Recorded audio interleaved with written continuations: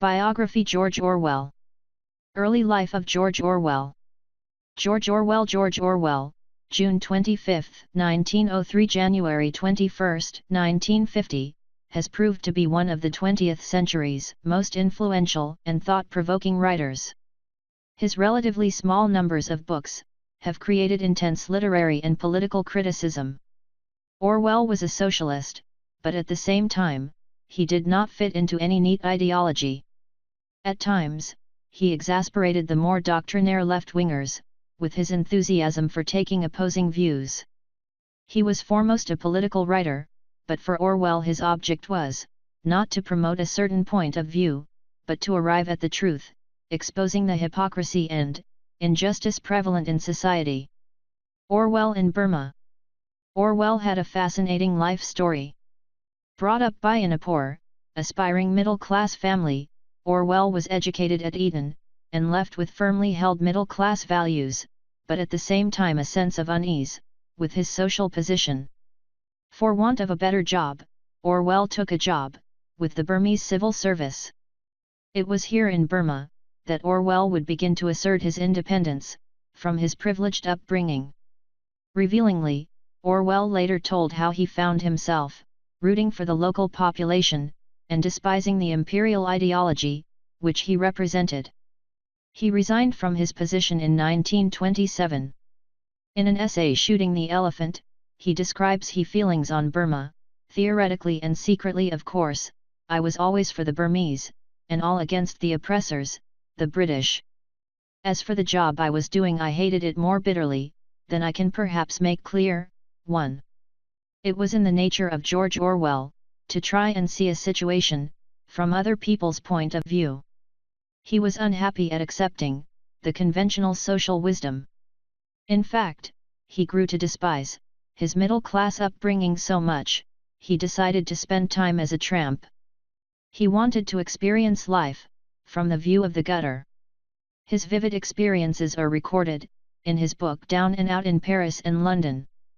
No longer could Orwell be described as a champagne socialist. By living with the poorest and underprivileged, he gained a unique insight into the practical workings of working-class ideas and working-class politics. The road to Wigan Pier. In the middle of the Great Depression, Orwell undertook another experience travelling to Wigan, an industrial town in Lancashire experiencing the full effects of mass unemployment and poverty. Orwell freely admitted how, as a young child, he was brought up to despise the working class. He vividly tells how he was obsessed with the idea that the working classes smelt at a distance. I could agonize over their sufferings, but I still hated them and despised them when I came anywhere near them. 2. The road to Wigan Pier offered a penetrating insight into the condition of the working classes. It was also a rite of passage for Orwell to live amongst the people he had once, from a distance, despised. The road to Wigan Pier inevitably had a political message, but characteristically of Orwell it was not all pleasing to the left.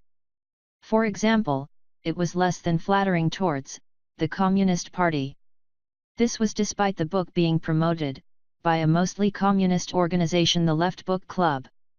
Orwell and the Spanish Civil War. It was fighting in the Spanish Civil War that Orwell came to really despise communist influences.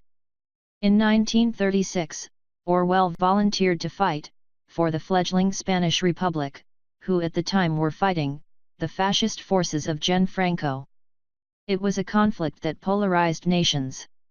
To the left, the war was a symbol of a real socialist revolution, based on the principles of equality and freedom.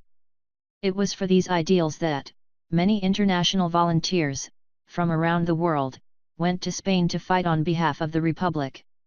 Orwell found himself in the heart of the socialist revolution in Barcelona.